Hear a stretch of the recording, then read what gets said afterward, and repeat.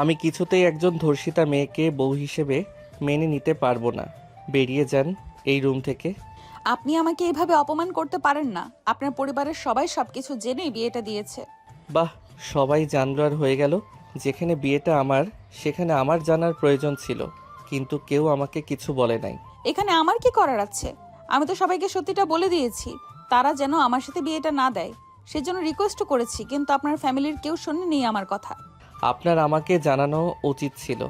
এখন আমি সারা জীবন একটা ধর্ষিতা মেয়ের সাথে জীবন কাটাবো কিভাবে? আমার তো ভাবতেই ঘৃণা লাগছে। অব্র কিছু না বলে ধপ করে বিছানার উপর বসে পড়ল। তার মেজাজ এত পরিমাণে গরম হচ্ছে সে বলে বুঝাতে পারবে না। বিয়েটা কি ছেলে খেলা নাকি?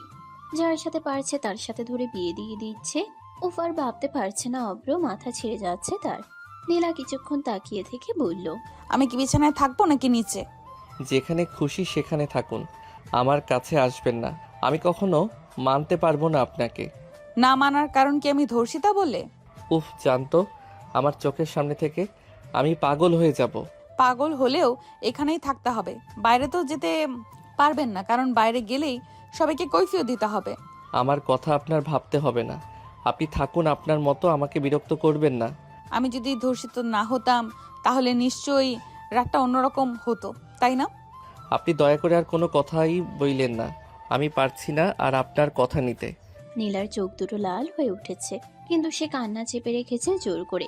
বুকের ভেতরটা যেন ছিঁড়ে যাচ্ছে। তবুও নিজের সম্মানটুকু ধরে রাখতে সে দাঁড়িয়ে রইল সোজা হয়ে। এই মানুষটা তার স্বামী, তবুও তার চোখে শুধু ঘৃণা। এই সত্যিটা নীলাকে ভেতর থেকে ধ্বংস করে দিচ্ছে। আপনি ভাবছেন আমি খুব সুখে বিয়ে করেছি? আমার জীবনের সবচেয়ে বড় দুঃস্বপ্নটা বয়ে বেড়াচ্ছি আমি, প্রতিটা দিন প্রতিটা মুহূর্ত। তারপরও আমি চেষ্টা করছি নতুন করে বাঁচতে, কিন্তু আপনি তো শুরুতেই আমাকে শেষ করে দিলেন। প্লিজ, আর একটা কথাও না। আমার মাথা ধরে গেছে। মাথা ধরেছে আপনার? আমার জায়গায় নিজেকে একবার বসিয়ে দেখেছো? যেটা আমার দোষই না, সেই দোষের শাস্তি আমি সারা জীবন পাচ্ছি, আর এখন আপনি দিচ্ছেন। অব্রর আগে ফুঁসতে লাগলো। তার হাত দুটো মুঠো করে শক্ত হয়ে গেছে। সে বুঝতে পারছে না কাকে দোষ দেবে, নিজেকে, পরিবারকে, নাকি এই পরিস্থিতিকে। কিন্তু রাগটা গিয়ে পড়ছে শুধুই নীলার উপর। আপনি যদি চান আমি এক্ষুনি এই রুম ছেড়ে চলে যাই, কিন্তু একটা কথা মনে রাখবেন, আমি নিজের ইচ্ছায় এখানে আসিনি, আমাকে বাধ্য করা হয়েছে। আমি কিন্তু রুম ছেড়ে চলে যাব। আপনি যাবেন কেন? দরকার হলে আমি যাব। জানেন, আপনাকে বের করতে পারবো না আমি, কারণ পরিবার সবাই আমাকে চেপে ধরবে। সেই সুযোগটাই নিচ্ছেন আপনি। কথাটি শুনে নীলার বুকটা যেন ছ্যাদ করে উঠল। অপমানটা এবার সহ্যের সীমা ছাড়িয়ে গেল। এতক্ষণ যে মেয়েটা নিজেকে ধরে রেখেছিল তার চোখের কোণ দিয়ে অবশেষে জল গড়িয়ে পড়ল। সুযোগ? আপনি ভাবছেন আমি এই অবস্থাটাকে সুযোগ মনে করছি? একটা মেয়ের জীবনে এর চেয়ে বড় অপমান আর কি হতে পারে বলো? রুমের ভেতরটা হঠাৎ করেই ভারী হয়ে উঠল। দুজন মানুষ, অথচ তাদের মাঝে দূরত্বটা যেন মাইলের পর মাইল। বাইরে হয়তো সবাই ভাবছে নতুন বউ বরের হাসি খুশির রাত, অথচ এই দরজার ভেতরে ভাঙছে দুটো জীবন, একটা কষ্টে আরেকটা রাগে। আপনি আমাকে না চাইলে আমি কখনো জোর করব না, কিন্তু আমাকে এমন ভাবে অপমান করবেন না। আমি ইতিমধ্যেই অনেক কিছু হারিয়েছি। অব্র কিছু বলল না, শুধু চুপ করে দাঁড়িয়ে রইল।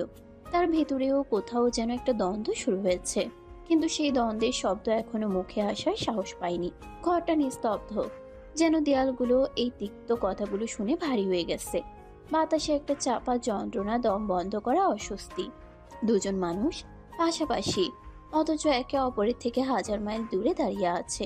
নীলার ধীরে ধীরে গলা কাঁপছে, কিন্তু নিজেকে শক্ত রাখার চেষ্টা করে বলে, আপনি চাইলে আমাকে ডিভোর্স দিতে পারেন, আমি বাধা দেব না, বরং আপনার জীবনটা সহজ হয়ে যাবে। কথাটা বলার সময় নীলার বুকের ভেতরটা কেঁপে উঠল, যেন নিজের অস্তিত্বটাই নিজে মুছে ফেলতে চাইছে সে। কিন্তু মুখে সেটা প্রকাশ হতে দিল না, শুধু চোখ দুটো কেমন যেন ফাঁকা হয়ে গেল। অব্র হঠাৎ রেগে উঠে চোখ লাল হয়ে গেছে। আর একটা কথাও শুনতে চাই না আমি, একদম না। কেন শুনতে চান না? মেনেও নিবেন না, ডিভোর্সও দেবেন না, সেটা হয় কিভাবে? আমাকে কি এইভাবে ঝুলিয়ে রাখবেন? অব্র থমকে গেল এক মুহূর্তের জন্য, কিন্তু তার রাগটা এতটাই বেশি যে সে নিজের ভেতরে দ্বন্দ্বটা ঢেকে ফেলল অহংকার দিয়ে। অব্র ঠান্ডা গলায় কিন্তু কথার ভেতরে চাপা রাগ নিয়ে বলে, আমি পরিবারের ইচ্ছার বিরুদ্ধে কিছুই করতে পারবো না। তারা চেয়েছে আপনি আমার বউ হয়েছেন। এখন তাদের মন রাখতে আপনার সাথে থাকতে হবে। কথাগুলো যেন ছুরি হয়ে বিঁধল নীলার হৃদয়ে। তার ঠোঁট কেঁপে উঠল, চোখে জমে থাকা জল এবার আর আটকে রাখতে পারল না। কিন্তু সে কাঁদল না শব্দ করে, শুধু নীরবে গড়িয়ে পড়ল সেই জল। দয়া চাই না আমি, কারো দয়া নিয়ে বাঁচতে পারবো না, না আপনার না আপনার পরিবারের। এই প্রথমবারের মতো নীলার গলায় একটা কঠোরতা শোনা গেল। তার কণ্ঠে ব্যথা আছে, অপমান আছে, কিন্তু তার চেয়েও বেশি আছে নিজের প্রতি একটা জেদ, একটা আত্মসম্মান। আমি কারোর উপর বোঝা হয়ে থাকতে আসিনি, আর কারো বাধ্য হয়ে দেওয়া সম্পর্কের ধরে রাখার জন্যও না। আপনি যদি আমাকে স্ত্রী হিসেবে মেনে নিতে না পারেন, তাহলে অন্তত মানুষ হিসেবে অপমান করবেন না। অব্র কিছুক্ষণ চুপ করে রইল। তার চোখে রাগ এখনো আছে, কিন্তু সেই রাগের আড়ালে কোথাও একটা অস্বস্তি, একটা অপরাধবোধ ধীরে ধীরে মাথা তুলছে। তবুও সে সেটা স্বীকার করতে রাজি না। ঘরের বাতাসটা আরো ভারী হয়ে উঠল। দুজনেই চুপ, কিন্তু সেই নীরবতার ভেতর হাজারটা না বলা কথা, হাজারটা চাপা কষ্ট ঘুরপাক খেতে লাগলো।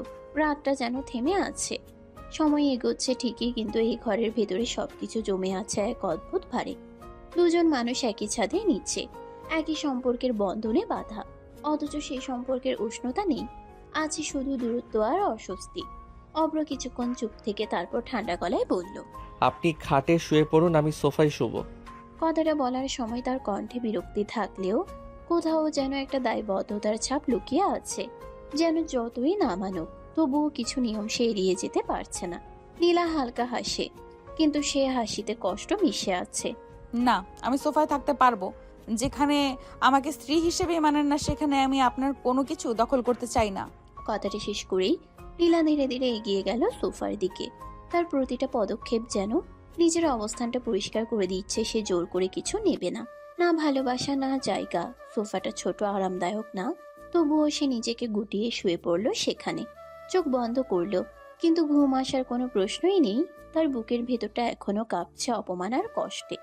অব্র হালকা বিরক্ত হয়ে তাকিয়ে বলে, আপনি পড়ে যাবেন, খাটে শোন। আমি ঠিক আছি, পড়ে যাব না।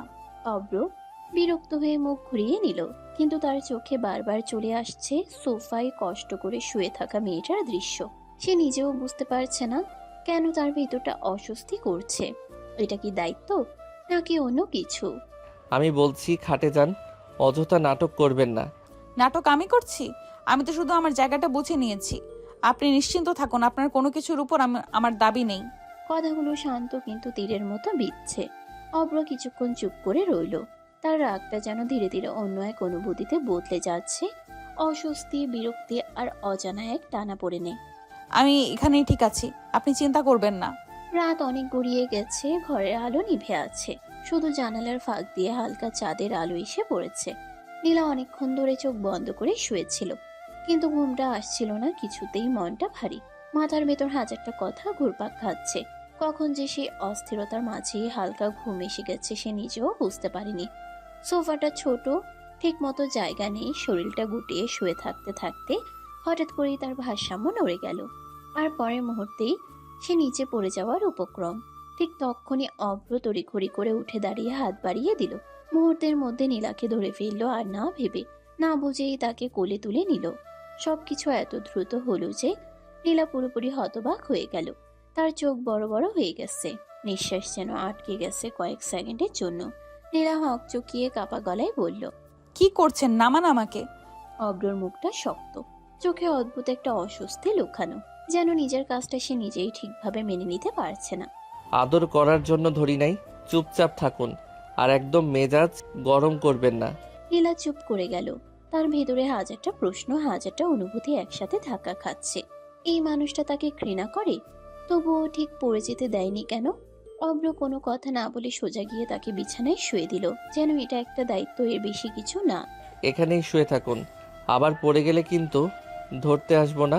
কথাটা শুনে নীলা হালকা তাচ্ছিলের হাসি দিল, কিন্তু সে হাসির ভেতরে লুকানো কষ্টটা চোখ এড়িয়ে যায় না।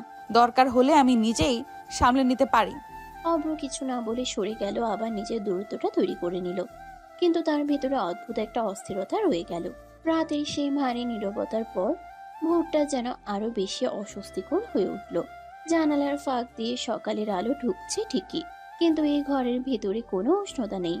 আছে শুধু ঠান্ডা, দূরত্ব আর না বলা হাজারটা কথা। নীলা চুপচাপ বিছানার একপাশে বসে আছে, চোখে ঘুম নেই, মুখে ক্লান্তি। আর অভ্র অন্যদিকে মুখ ফিরিয়ে যেন পুরো পৃথিবী থেকেই নিজেকে সরিয়ে রেখেছে। ঠিক তখনই দরজায় জোরে নখ পড়ল, বাইরে থেকে কণ্ঠ। অব্র, বাইরে এসো, বউ দেখতে আসছে সবাই। শব্দটা শুনে অভ্র বিরক্ত হয়ে ভ্রু কুঁচকে ফিরল, যেন এই মুহূর্তে পৃথিবীর সবচেয়ে বিরক্তিকর কাজটা তাকে করতে বলা হয়েছে। দেখার কি আছে? বাইরে এক মুহূর্তের জন্য চুপ হয়ে গেল, তারপর তার ভাবির কণ্ঠ ভেসে এলো, একটু অবাক একটু বিরক্ত। এভাবে বলছো কেন অব্র? সবাই তো খুশি হয়ে এসেছে। ভুল কি বলেছি? এমন একটা মেয়ের সাথে বিয়ে দিতে বিবেকে একটু বাঁধলো না তোমাদের? কথাগুলো ছুরি হয়ে কেটে গেল বাতাস। দরজার এই পাশে দাঁড়িয়ে থাকা নীলা যেন পাথর হয়ে গেল, তার নিঃশ্বাসটাও যেন থেমে গেল কয়েক সেকেন্ডের জন্য। ভাবি এবার একটু কঠিন গলায় বলল, ওর দোষটা কি বলো তো? ও কি নিজে থেকে ধর্ষিতা হতে গিয়েছিল নাকি? অব্র কিছুক্ষণ থেমে গেল, কিন্তু তার রাগটা এতটাই তীব্র যে সে থামতে পারল না। দোষগুণ জানি না, কিন্তু আমার ঘাড়ে না চাপালেও পারতে। ভেতরে দাঁড়িয়ে থাকা নীলার হাত দুটো কাঁপতে লাগলো। সে দরজার পাশে দাঁড়িয়ে সব শুনছে, প্রতিটা শব্দ, প্রতিটা আঘাত যেন বারবার তাকে ভেঙে দিচ্ছে ভেতর থেকে। তার চোখ দিয়ে নীরবে জল গড়িয়ে পড়ছে, কিন্তু সে কোনো শব্দ করছে না, কারণ সে জানে তার কান্নার শব্দ এই অপমানের চেয়েও ছোট হয়ে যাবে। দরজার দুই পাশে দুইটা আলাদা পৃথিবী, বাইরে মানুষের কোলাহল, ভিতরে নিঃশব্দ কান্না। নীলা ধীরে ধীরে চোখের জল মুছে নিল, আয়নার সামনে দাঁড়িয়ে নিজের মুখটা ঠিক করার চেষ্টা করলো, যেন কিছুই হয়নি, যেন সে একদম ঠিক আছে, যদিও ভেতরে ভেতরে সে পুরোপুরি ভেঙে পড়েছে। অন্যদিকে অব্র চুপচাপ ওয়াশরুমে ঢুকে ফ্রেশ হয়ে বের হলো। তার মুখে বিরক্তির ছাপ এখনো স্পষ্ট, কিন্তু সে জানে বাইরে যেতে হবে, অভিনয় করতে হবে। এই সম্পর্কটা যতই ভেতরে ভাঙা হোক, বাইরে সবাইকে একটা সুন্দর ছবি দেখাতেই হবে।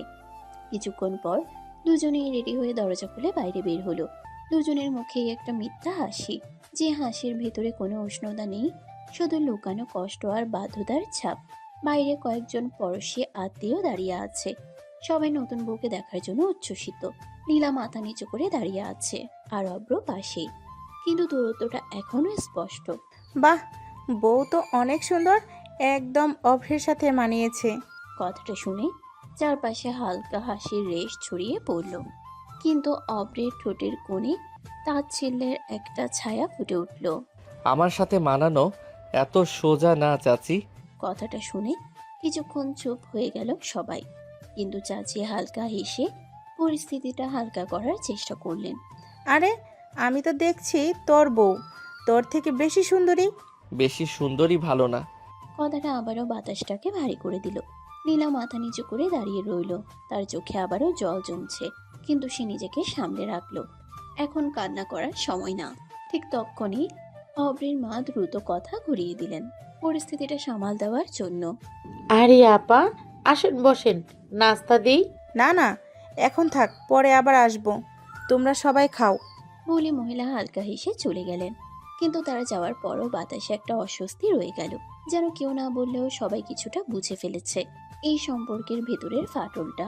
ড্রয়িং রুমে সে অস্বস্তিকর মুহূর্তটা কাটিয়ে ধীরে ধীরে সবাই ডাইনিং টেবিলের দিকে এগিয়ে গেল। ঘরের ভিতর আবার কোলাহল ফিরেছে, কিন্তু সেই কোলাহলের আড়ালে চাপা একটা টান টান অবস্থা এখনো স্পষ্ট। নীলা চুপচাপ দাঁড়িয়েছিল। তখন অব্রের মা এগিয়ে এসে তার হাতটা আলতো করে ধরে নিয়ে গেলেন টেবিলের দিকে। এসো মা, বসো এখানে, কিছু খেয়ে নাও। মায়ের কণ্ঠে মায়া আছে, আন্তরিকতা আছে, কিন্তু নীলার মনে সেই উষ্ণতা পুরোপুরি পৌঁছাতে পারছে না, কারণ একটু আগেই সে যে কথাগুলো শুনেছে তা এখনো তার কানে বাজছে। সবাই একে একে বসে পড়ল। প্লেটে খাবার পরিবেশন হচ্ছে, কিন্তু এই টেবিলে বসে থাকা প্রতিটা মানুষের ভেতরেই আলাদা আলাদা চিন্তা করছে। নীলা মাথা নিচু করে বসে আছে, আর অব্র একটু দূরে বসে চুপচাপ, তার মুখ শক্ত, চোখে বিরক্তি স্পষ্ট। হঠাৎ করে অব্র চামচটা টেবিলে একটু জোরে রেখে উঠে তাকালো সবার দিকে। তার ধৈর্য যেন শেষ হয়ে গেছে। তোমরা এমনটা কেন করলে? টেবিলে এক মুহূর্তে নীরবতা নেমে এলো, সবাই থেমে গেল। অব্রের মা একটু অবাক হয়ে তাকালেন ছেলের দিকে। কি করেছি আমরা? জানো না কি করেছো? না জানার ভান করছো? নীলা চুপচাপ বসে আছে, তার হাত কাঁপছে, সে বুঝতে পারছে কথাগুলো আবার তার দিকেই আসছে, কিন্তু সে মাথা আরো নিচু করে রাখলো। দেখো অব্র, এই বিষয় নিয়ে এখন কথা বলো না, মেয়েটাকে কষ্ট দিও না। আমার কষ্টের কোনো দাম নাই? তার চোখে এবার শুধু রাগ না, একটা আঘাত, একটা অপূর্ণতা, যেন তাকে কেউ বুঝতেই চায়নি। যা করেছি ভেবেই করেছি, সব কিছুর একটা কারণ আছে। অব্র আর কিছু বলল না। তার চোয়াল শক্ত হয়ে গেছে। সে হঠাৎ চেয়ারটা সরিয়ে দাঁড়িয়ে গেল। ভালো। তারপর আর এক মুহূর্ত না থেকে সে টেবিল ছেড়ে বেরিয়ে গেল। প্লেটে হাতও দেয়নি, দরজাটা জোরে ঠেলে বাইরে চলে গেল। টেবিলে আবার নিস্তব্ধতা, কেউ কিছু বলছে না, শুধু চামচের শব্দটাও থেমে গেছে। নীলা স্থির হয়ে বসে আছে। তার সামনে খাবার, কিন্তু তার গলায় কিছুই নামছে না। চোখে জল জমে আছে, কিন্তু সে মাথা নিচু করে রেখেছে যাতে কেউ দেখতে না পায়। অভ্রের মা গভীর একটা নিঃশ্বাস ফেললেন, যেন তিনিও বুঝতে পারছেন এই সম্পর্কটা শুধু একটা বিয়ে না, এটা একটা কঠিন পরীক্ষা, যেখানে প্রতিটা মানুষ নিজের নিজের জায়গা থেকে লড়াই করছে। আর সেই লড়াইয়ের মাঝখানে সবচেয়ে বেশি আঘাত পাচ্ছে নীলা। ডাইনিং টেবিলে সেই ভারী নীরবতা আর সহ্য করতে পারল না নীলা। সামনে রাখা খাবারের দিকে একবার তাকালো, তারপর কাপা হাতে একটু খাওয়ার চেষ্টা করলো, কিন্তু গলায় কিছুই নামলো না। বুকটা এমনভাবে আটকে আছে যেন শ্বাস নিতেও কষ্ট হচ্ছে। শেষ পর্যন্ত সে আর নিজেকে ধরে রাখতে পারলো না। ধীরে ধীরে উঠে দাঁড়িয়ে সবার অগোচরে রুমের দিকে চলে গেল। রুমে ঢুকেই দরজাটা আস্তে করে বন্ধ করে দিল। তারপর আর নিজেকে সামলাতে পারল না। বিছানার কোনায় বসে পড়ল, দুই হাত দিয়ে মুখ ঢেকে ফুপিয়ে কেঁদে উঠল। সেই কান্নায় ছিল অপমান, কষ্ট, অসহায়তা আর একরাশ জমে থাকা প্রশ্ন। নীলা কাঁদতে কাঁদতে ভাঙা গলায় বলল, বাবা কেন কোনো আমার কথা শুনলো না? আমি তো বলেছিলাম, বারবার বলেছিলাম এই বিয়েটা না দিতে, তাও কেন জোর করে আমাকে এখানে পাঠালো? তার কণ্ঠ ভেঙে যাচ্ছে, চোখ দিয়ে জল থামছেই না, যেন এই কান্নার কোনো শেষ নেই। আমি তোমাকে কখনো ক্ষমা করব না বাবা, এখনো না। তুমি আমার জীবনটা শেষ করে দিলে। সে বিছানায় মুখ গুজে কাঁদতে লাগলো। একা, সম্পূর্ণ একা এই ঘরে তার নিজের বলে কেউ নেই, যার কাছে সে একটু ভরসা পাবে, একটু সান্ত্বনা পাবে। অন্যদিকে শহরের এক কোনায় একটা পরিচিত আড্ডার জায়গায় এসে দাঁড়িয়েছে অব্র। তার মুখে রাগের ছাপ স্পষ্ট, মাথার ভেতর সবকিছু এলোমেলো হয়ে আছে। শান্তি খুঁজতে এসেছে, কিন্তু ভেতরের ঝড় থামছে না কিছুতেই। তার বন্ধুদের মধ্যে বসতেই রাতুল হাসি মুখে এগিয়ে এলো। কিরে ভাই, বাসর রাত কেমন কাটলো? কথাটা শুনে অব্রর চোখ হঠাৎই লাল হয়ে উঠল। সে বিরক্ত হয়ে তাকালো রাতুলের দিকে। এসব বলে মেজাজ গরম করবি না। আরে কি হয়েছে, এমন রাগ দেখাচ্ছিস কেন? অব্র একটা গভীর শ্বাস নিল, যেন নিজেকে সামলাতে চাইছে, কিন্তু পরের মুহূর্তেই সব রাগ বেরিয়ে এলো কথার মাধ্যমে। ভাই বাড়ি থেকে আমাকে একটা ধর্ষিতা মেয়ের সাথে বিয়ে দিছে। কথাটা শুনে মুহূর্তের মধ্যে সবাই থমকে গেল, হাসি থেমে গেল, চারপাশে নীরবতা নেমে এলো। রাফি হতবাক হয়ে চোখ বড় বড় করে বলল, কি বলিস ভাই, সিরিয়াসলি বলছিস? অব্র চুপ করে রইল। তার চোখের রাগ, অপমান, অস্থিরতা সব একসাথে ঘুরপাক খাচ্ছে। চারপাশটা নিস্তব্ধ হয়ে আছে। কয়েক সেকেন্ড আগেও যেখানে হাসি ঠাট্টা চলছিল, এখন সেখানে চাপা একটা অস্বস্তি। সবাই অব্রর দিকে তাকিয়ে আছে, যেন কেউ ঠিক বুঝে উঠতে পারছে না কিভাবে রিয়্যাক্ট করবে। তোদের কি মনে হচ্ছে আমি মিথ্যা কথা বলছি? তার কণ্ঠে এমন একটা তীব্রতা যে কেউ আর হালকা করে নিতে পারলো না বিষয়টা। রাতুল আর রাফি একে অপরের দিকে তাকালো, তারপর আবার অভ্রর দিকে। কিন্তু ভাই, এটা কিভাবে সম্ভব? তোর বাড়ি থেকে এমন কাজ করবে কেন? আমি এসব কিছু জানি না, কিছুই জানি না, কিন্তু একটা কারণ তো নিশ্চয়ই আছে, না হলে এমন একটা মেয়ের সাথে আমার বিয়ে দেবে কেন?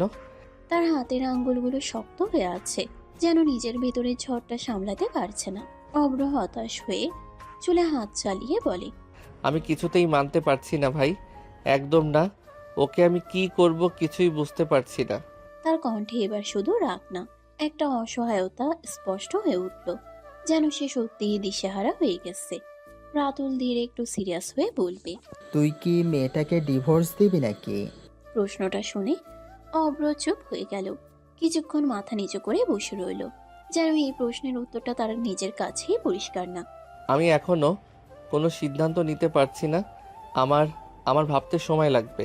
কথাটা বলার সময় তার কণ্ঠে ক্লান্তি স্পষ্ট, যেন এক রাতেই সবকিছু এলোমেলো হয়ে গেছে। বন্ধুরা এবার একটু নরম হয়ে গেল।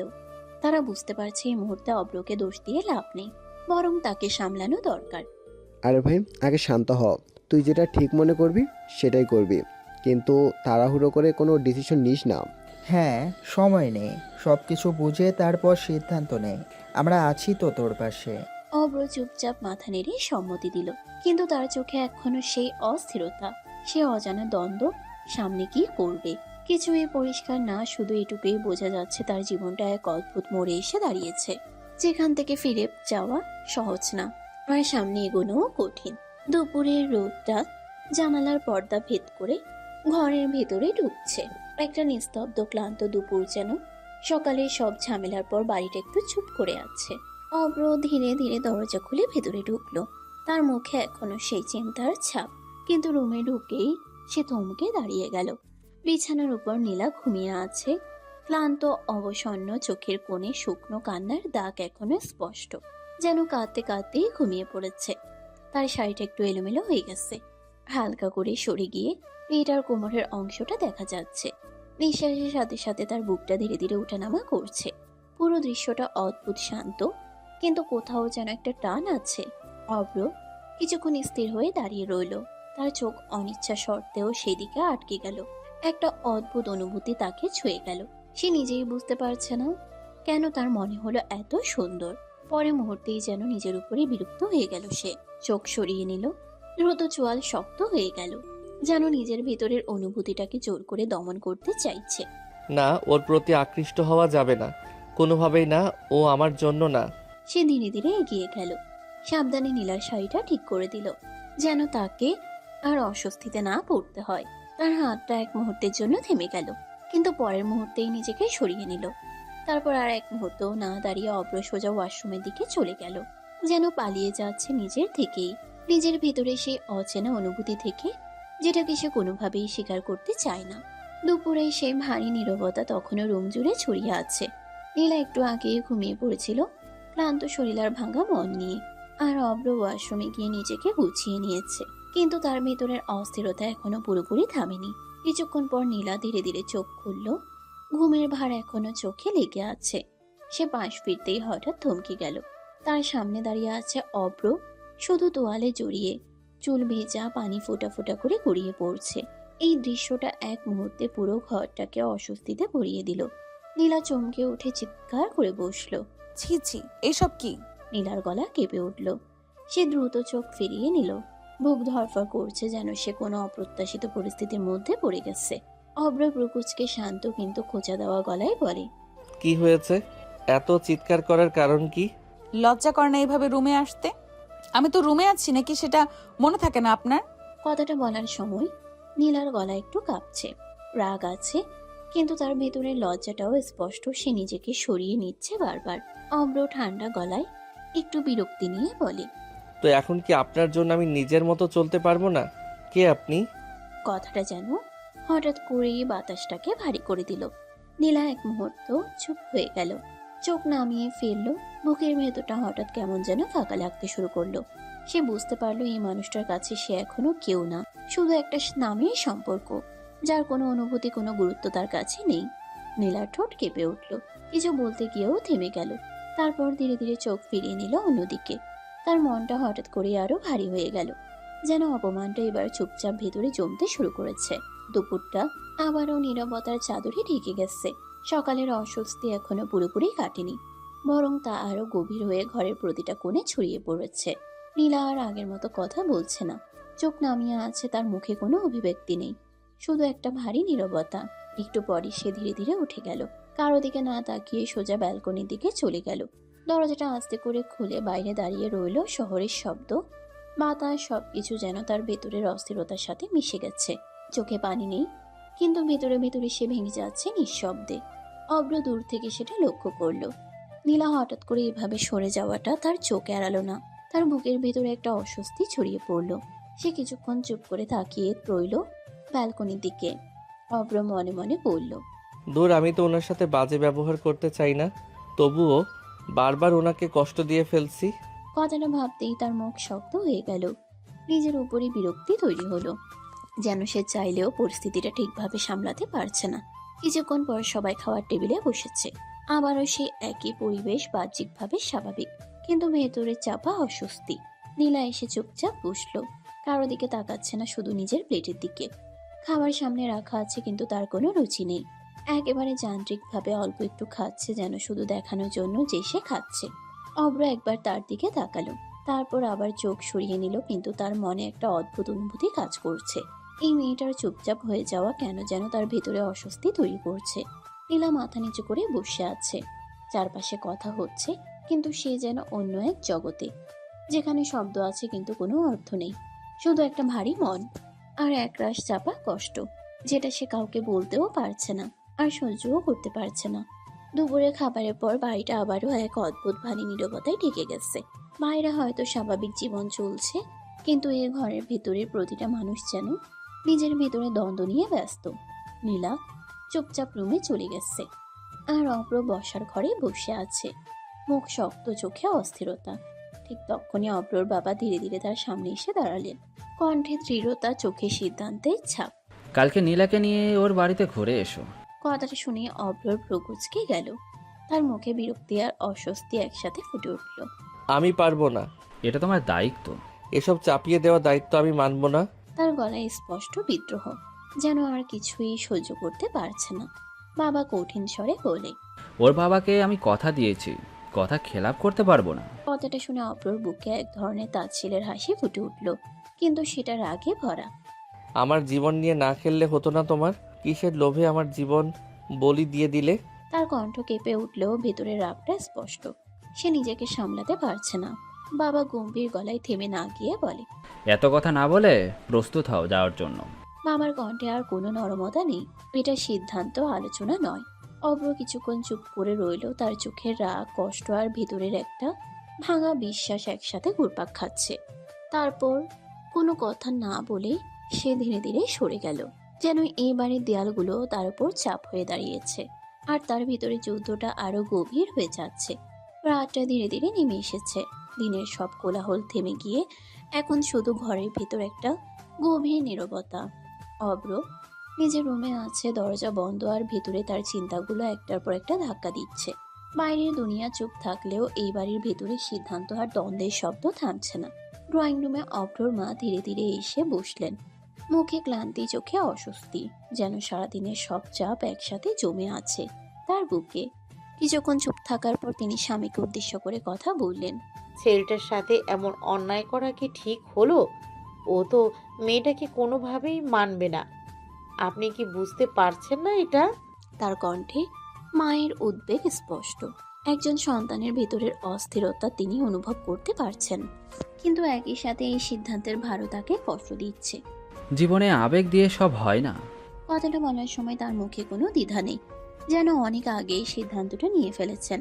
বাঁচার জন্য দরকার অর্থ, স্থিতি আর দায়িত্ব। কিন্তু অন্যভাবেও তো হতো, জোর করে এভাবে। এর থেকে সঠিক পথ আর নাই। ঘরের ভেতর আবার নীরবতা নেমে এলো। মা চুপ করে গেলেন, তার চোখে জল জমলেও তিনি আর কিছু বললেন না, কারণ তিনি বুঝতে পারছেন এই মানুষটার সিদ্ধান্ত বদলানো সহজ না। রাত গভীর, শহরের শব্দ ধীরে ধীরে কমে এসেছে, শুধু দূরের গাড়ির হর্ন আর হালকা বাতাসের শব্দ ভেসে আসছে। নীলা একা ব্যালকনিতে দাঁড়িয়ে আছে, রেলিং ধরে তাকিয়ে আছে অন্ধকার আকাশের দিকে, কিন্তু তার চোখে আকাশ নেই, আছে শুধু ভেতরের ভাঙা একটা মন। হঠাৎ ফোনটা ভাইব্রেট করে উঠল, স্ক্রিনে ভেসে উঠল পরিচিত নাম, তার বাবা। কিছুক্ষণ চুপ করে তাকিয়ে রইল নীলা, তারপর ধীরে ধীরে কলটা রিসিভ করলো। ফোন দিছো কেন? ও পাশে কিছুক্ষণ নীরবতা, তারপর বাবার কণ্ঠ ভেসে এলো, একটু নরম, একটু অনুতপ্ত। রাগ করিস না মা, যা করেছি তোর ভালোর জন্যই করেছি। কথাটা শুনে নীলার চোখে পানি জমে উঠল, কিন্তু সে কাঁদলো না, গলায় একটা তীব্র কষ্ট চেপে রেখে বলল, এখানে আমার কোনো ভালো নেই বাবা, সবই তোমার জোর। তুমি যেটাকে ভালো বলছো সেটা আমার জীবন শেষ করে দিচ্ছে। ও পাশে আবার একটু চুপ, যেন বাবা শব্দ খুঁজে পাচ্ছেন না, কিন্তু শেষ পর্যন্ত আবার বললেন, কাল জামাইয়ের সাথে বাড়িতে আসিস। কথাটা শুনে নীলার হাতটা রেলিংয়ে আরো শক্ত হয়ে গেল, তার বুকটা কেঁপে উঠল, যেন এই একটা বাক্য তার ভেতরে সব সহ্য শক্তি ভেঙে দিল। আমি যেতে চাই না ওই বাড়িতে। তার কণ্ঠ এবার আর কাঁপছে না, সেখানে আছে রাগ, অপমান আর একরাশ জমে থাকা প্রতিবাদ। নীলার চোখ ভিজে উঠলেও শক্ত গলায় বলল, পর করে দিছো না আমাকে, এখন থাকো তোমরা তোমাদের মতো। আমি আর পারবো না বাবা, আর না। ফোনের ওপাশে নিস্তব্ধতা নেমে এলো, আর এপাশে নীলা দাঁড়িয়ে রইল ব্যালকনিতে, অন্ধকার আকাশের দিকে তাকিয়ে, চোখ দিয়ে নীরবে জল গড়িয়ে পড়ছে। কিন্তু তার ভেতরের সিদ্ধান্তটা এবার স্পষ্ট, সে আর আগের মতো নেই, ভাঙছে ঠিকই, কিন্তু সাথে সাথে ভেতরে ভেতরে একটু একটু করে জেগে উঠছে এক অদম্য জেদ। রাতটা ধীরে ধীরে আরো গভীর হয়ে আসছে, ঘরের ভেতর আলোটা মৃদু, আর চারপাশে এক অদ্ভুত নীরবতা। নীলা দরজা খুলে রুমে ঢুকতেই দেখে অব্র সোফায় বসে ল্যাপটপে কাজ করছে। তার মুখে ক্লান্তির ছাপ, চোখে একটানা চিন্তার ভার। কিছুক্ষণ চুপচাপ দাঁড়িয়ে থেকে নীলা আস্তে করে কথা বলল। তার কণ্ঠে আগের মতো রাগ নেই, আছে এক ধরনের শান্ত ক্লান্তি। আপনি চাইলে খাটে শুতে পারেন, আমার কোনো সমস্যা নেই। অব্র একবার চোখ তুলে তাকালো, তারপর আবার ল্যাপটপের দিকে ফিরে গেল। তার কণ্ঠটা ঠান্ডা কিন্তু স্পষ্ট। আপনাকে এসব নিয়ে ভাবতে হবে না, আমি কি করব আমি জানি। নীলা আর কিছু বলল না, ধীরে ধীরে এসে বিছানার একপাশে বসে পড়ল। মাথা নিচু, চোখে ক্লান্তি, যেন সারাদিনের সব চাপ একসাথে শরীরে জমে আছে। সময় গড়িয়ে যায়, রাত আরো গভীর হয়। অব্র এক সময় কাজ শেষ করে ল্যাপটপটা বন্ধ করে রাখে। ঘরের নীরবতা আরো ভারী হয়ে ওঠে। সে ধীরে ধীরে উঠে এসে বিছানার পাশে বসলো। ঠিক তখনই হঠাৎ করে তার দৃষ্টি পড়ে নীলার দিকে। নীলা গভীর ঘুমে, দিনের ক্লান্তি তাকে পুরোপুরি জড়িয়ে ধরেছে। অব্র কিছুক্ষণ চুপ করে তাকিয়ে রইল, তারপর আস্তে করে শুতে যাবে। ঠিক তখনই নীলা অচেতন ঘুমের ভেতর একটু নড়ে উঠে তার দিকে এগিয়ে আসে, আবার ইচ্ছাকৃতভাবে তাকে জড়িয়ে ধরে ফেলে। অব্র এক মুহূর্তে থমকে গেল, তার শরীর যেন কেঁপে উঠল হঠাৎ এই অপ্রত্যাশিত ছোঁয়ায়। সে ধীরে ধীরে সরে যেতে চাইল, কিন্তু নীলা ঘুমের ঘুরে আরো একটু শক্ত করে ধরে ফেলল, যেন কোনো নিরাপত্তা খুঁজে পেয়েছে। অব্র কিছুক্ষণ স্থির হয়ে রইল, তার চোখে বিস্ময়, অস্বস্তি আর এক অদ্ভুত দ্বন্দ্ব। সে বুঝতে পারছে এই মুহূর্তটা তার নিয়ন্ত্রণে নেই, আর সামান্য নড়াচড়াও এই শান্তিটাকে ভেঙে দিতে পারে। অবশেষে সে আর সরে গেল না, চুপচাপ সেভাবেই বসে থেকে ধীরে ধীরে শুয়ে পড়ল, নীলাকে অস্বস্তি না দিয়ে, তাকে জাগিয়ে না তুলে। ঘরের ভেতর নীরবতা আরো গভীর হলো। নীলা ঘুমিয়ে আছে নিশ্চিন্তে, আর অব্র চোখ বন্ধ করে আছে, কিন্তু তার মন শান্ত না। তার ভিতরে অদ্ভুত এক টানা পড়েন, যেটা সে নিজেও ঠিকভাবে ব্যাখ্যা করতে পারছে না। শুধু এটুকুই স্পষ্ট, এই সম্পর্কটা যতই দূরে থাকুক, কিছু না কিছু বদলাতে শুরু করেছে। ধীরে ধীরে নীরবে ভোরের আলো ধীরে ধীরে ঘরের ভিতর ঢুকছে। রাতে সেই নিস্তব্ধ মুহূর্তগুলো যেন এখন বাতাসে লেগে আছে। নীলা ঘুমের ঘরে একটু নড়ে চড়ে উঠে, তারপর ধীরে ধীরে চোখ খুলে ফেলে। চোখ খুলতেই সে থমকে যায়, তার একদম কাছে অভ্র, এতটা কাছে যে তার নিঃশ্বাসের উষ্ণতাও অনুভব করা যাচ্ছে। গত রাতের ঘটনা এক মুহূর্তে তার মনে পড়ে যায়, আর সাথে সাথে তার গাল লাল হয়ে ওঠে লজ্জায়। নীলা তাড়াতাড়ি করে নিজেকে সরিয়ে নেয়, যেন কিছুই হয়নি, কিন্তু তার বুকের ভিতর ধক ধক করছে। সে চোখ তুলে তাকাতেও পারছে না ঠিক মতো। ঠিক তখনই অব্র নড়ে চড়ে উঠে, কয়েক সেকেন্ড নীরব থেকে সে উঠে বসে, কোনো কথা না বলে সোজা ওয়াশরুমের দিকে চলে যায়, যেন এই অস্বস্তিকর মুহূর্তটাকে এড়িয়ে যেতে চাইছে। কিছুক্ষণ পর ফ্রেশ হয়ে বের হয়ে আসে, মুখে আগের মতোই নির্লিপ্ত ভাব, না কোনো প্রশ্ন, না কোনো আলোচনা, যেন রাতের সেই মুহূর্তটা তার কাছে তেমন কিছুই না। সে দ্রুত রেডি হয়ে নেয়, তারপর কোনো কথা না বলেই রুম থেকে বের হয়ে যায় অফিসের উদ্দেশ্যে। শুধু দরজাটা আস্তে করে বন্ধ হওয়ায় শব্দটা ঘরে রয়ে যায়। নীলা চুপচাপ বসে থাকে কিছুক্ষণ, তার মনটা কেমন যেন অদ্ভুত লাগছে, লজ্জা, অস্বস্তি আর কোথাও একটা অচেনা অনুভূতি, যেটা সে নিজেও ঠিক বুঝতে পারছে না। দুপুরের সময় বাড়িটা আবারও একটু প্রাণ ফিরে পেয়েছে। রান্নাঘরে হালকা শব্দ, বাসনের টুংটাং, আর ভিতরে একটা ঘরোয়া পরিবেশ। নীলা চুপচাপ বসেছিল ড্রয়িং রুমে, তখন অভ্রের ভাবি এসে হাসি মুখে ডাক দিল। আসো নীলা, রান্না করি। আমি তো পারি না। তার কণ্ঠে লজ্জা আর দ্বিধা স্পষ্ট, যেন নতুন পরিবেশে নিজেকে মানিয়ে নিতে এখনো সময় লাগছে। আরে আসো, শিখিয়ে দেব। ভাবির আন্তরিকতায় নীলার মুখে হালকা একটা হাসি ফুটে উঠল। অনেকদিন পর যেন কেউ তাকে স্বাভাবিকভাবে কাছে টানলো, কোনো বিচার ছাড়াই। সে ধীরে ধীরে উঠে রান্নাঘরে গেল, ভাবির পাশে দাঁড়িয়ে এক এক করে সবকিছু শিখতে লাগলো, কিভাবে কাটতে হয়, কিভাবে মশলা দিতে হয়, সবকিছু। রান্না করতে করতে দুজনের মাঝে গল্পও শুরু হলো, ছোট ছোট কথা, হালকা হাসি, আর সেই হাসির মাঝেই নীলার মনটা একটু একটু করে হালকা হতে লাগলো। অনেকদিন পর সে একটু স্বস্তি পেল, যেন এই বাড়িতে সবকিছু খারাপ না, কোথাও কোথাও একটু উষ্ণতাও আছে, আর সেই উষ্ণতাই তাকে ধীরে ধীরে ভাঙা মন থেকে একটু হলেও টেনে তুলছে। অফিসের কাজ ঘেরা কেবিনটা যেন আজ আরো বেশি ভারী লাগছে অব্রর কাছে। সামনে ল্যাপটপ খোলা, ফাইল ছড়ানো, কিন্তু তার মনটা কোনো কিছুতেই বসছে না। চারপাশে সহকর্মীদের কাজের শব্দ, ফোনের রিং, সবকিছু স্বাভাবিক, অথচ তার ভিতরে এক অদ্ভুত অস্থিরতা কাজ করছে। সে কয়েকবার স্ক্রিনের দিকে তাকালো, কিছু টাইপ করার চেষ্টা করলো কিন্তু আঙ্গুল থেমে যাচ্ছে, বারবার মাথার ভেতর ঘুরছে শুধু গত রাতে সেই মুহূর্তগুলো। নীলার অচেতন ঘুমে কাছে এসে জড়িয়ে ধরা, সে হঠাৎ স্পর্শ, সেই নিঃশ্বাসের উষ্ণতা। অব্র বিরক্ত হয়ে চেয়ারে হেলান দিল, কপালে হাত রাখলো যেন নিজেকেই থামাতে চাইছে। ধুর, আমার কি হচ্ছে? ওর একটু ছোঁয়াতেই এমন লাগছে কেন? তার বুকের ভেতর ধুকপুক করছে অস্বাভাবিক ভাবে। সে নিজেই বুঝতে পারছে না এই অনুভূতিটা কি রাগ নাকি অন্য কিছু। এত উন্মাদ হয়ে যাচ্ছি কেন আমি? কেন বারবার ওই মুহূর্তটা মনে পড়ছে? সে হঠাৎ করে উঠে দাঁড়ালো, জানালার কাছে গিয়ে দূরের রাস্তার দিকে তাকিয়ে রইল, কিন্তু তার চোখে সেই দৃশ্য ঠিক মতো ধরা পড়ছে না, কারণ তার মনটা আটকে আছে অন্য কোথাও। কি আছে ওর মধ্যে? কেন বারবার মনে হচ্ছে টানছে আমাকে? সে দাঁত চেপে চোখ বন্ধ করলো, যেন নিজের ভিতরের এই অচেনা টানটা অস্বীকার করতে চাইছে, নিজের কাছেই নিজেকে শক্ত করে রাখতে চাইছে। কিন্তু যতই সে এড়িয়ে যেতে চায় ততই সেই অনুভূতিটা যেন আরো গভীরে ঢুকে যাচ্ছে। এই অদৃশ্য টান, যেটাকে সে নাম দিতে পারছে না আর স্বীকার করতেও রাজি না, কিন্তু সেটা যে আছে তা অস্বীকার করার মতো অবস্থায়ও সে নেই। অনেক রাত হয়ে গেছে, বাড়ির সব আলো প্রায় নিভে গেছে, চারপাশে এক গভীর নিস্তব্ধতা। দরজা আস্তে করে খুলে ভেতরে ঢুকলো অভ্র, ক্লান্ত, কিন্তু আজ তার ভেতরের অস্থিরতা যেন আরো বেশি। রুমে ঢুকেই সে থেমে গেল, বিছানার দিকে চোখ পড়তেই তার দৃষ্টি আটকে গেল। নীলা ঘুমিয়ে আছে, দিনের ক্লান্তি, মানসিক চাপ সব মিলিয়ে গভীর ঘুমে ডুবে আছে সে। তার শাড়িটা একটু এলোমেলো হয়ে গেছে, বাতাসে চুলগুলো হালকা ছড়িয়ে আছে। পুরো দৃশ্যটা অদ্ভুত শান্ত, অথচ কোথাও যেন এক অজানা টান লুকিয়ে আছে। অব্র কিছুক্ষণ দাঁড়িয়ে রইল, তার চোখ সরাতে পারছে না, যেন প্রথমবারের মতো এভাবে দেখছে তাকে। তার নিঃশ্বাস ধীরে ধীরে ভারী হয়ে উঠছে, বুকের ভিতর অদ্ভুত এক অনুভূতি কাজ করছে। সে অচেতনভাবে একটু কাজে এগিয়ে গেল, হাত বাড়িয়ে শাড়িটা ঠিক করতে চাইল, কিন্তু হাতটা মাঝপথে থেমে গেল, যেন নিজেরই উপর নিয়ন্ত্রণ হারাচ্ছে। সে আস্তে করে মুখ নামিয়ে নীলার নাভিতে কিস করে বসলো। ঠিক তখনই নীলা হালকা নড়ে উঠল, তার শরীর কেঁপে উঠতে অব্র যেন হঠাৎ বাস্তবে ফিরে এলো। সে দ্রুত মুখ সরিয়ে নিল, এক মুহূর্ত দেরি না করে পিছিয়ে গেল।